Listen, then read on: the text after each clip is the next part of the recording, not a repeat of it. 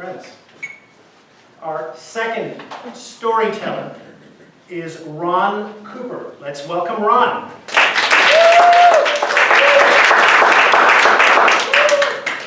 Words matter. I will walk you through a brief 15-year vignette of my life to demonstrate to you what the words meant, and some positive, some negative. It began at a very early formative stage in my life. I mean, just very little. I remember my father telling me frequently, "You should know. I thought you knew." And I tried to reconcile that. How is it I would have known? And I was not able to determine just how or why I should have known, and I knew never to ask my father that because it would question his authority. And so what I did was that I formed a mental image. I'm dumb. I don't know how I would have known, but I'm dumb. At that same very formative age of my life, I was at an air show at Andrews Air Force Base, and I saw the Air Force aerial demonstration team, Thunderbirds, flying. I was captivated. I said, that's what I want to do. I have no idea how I'm going to do it. I have no idea how, but I want to do it. So I've got competing images. I'm dumb, but I want to. As I progressed through life, I loved being on the dairy farm, and my uncle and grandfather were there. My grandfather frequently said to and about me, "Ronnie, you're a good worker." My uncle said, "Let's go look at an unloading wagon." Seemingly innocuous statement, but I focused on together, us. That helped raise my self-image. Further, as I progressed into high school, football is my sport of choice. But I knew that I'm not a gifted athlete. I'm going to have to do something extraordinary to warrant being on the team. After working on the farm, I ran 5 miles, I ran wind sprints, and through that, the conditioning, Coach Hartle, and I still don't know to this day how he knew, but he recognized and he said, "Ron, you're an inspiration to the team."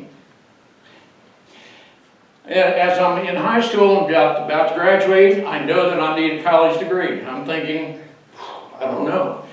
I was accepted into college. The very first official act of college was I entered the bookstore and I saw a really attractive girl at the cash register, and first transaction was the book purchase, and this attractive girl took everything I had in one quick transaction.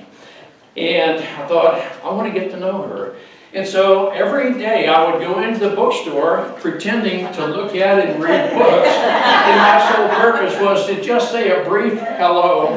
It took me 18 months to gather the courage to ask her for a date, and here we are 55 years later. But here's Marty, point of fact. Marty is the only dateable girl who gave me her correct telephone number. So, through this, I got to know Marty's dad. He and I would work many projects together, and we would think through the projects. And Joe said, "Ron, I really like the way you think."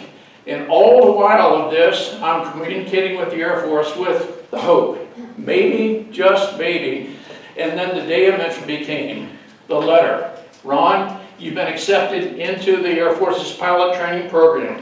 That's what I dreamed about. Yeah. 53 weeks later, I graduated. I was the #1 graduate of the pilot training, and I was awarded the Outstanding Leader Award. As I bring this in for a landing, here's what I'm saying. I want to appeal to the speakers, teachers, coaches, mentors.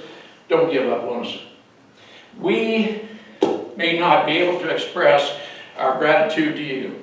4 powerful words: I believe in you. Even if unspoken, I'll know it through our interactions, whether you do.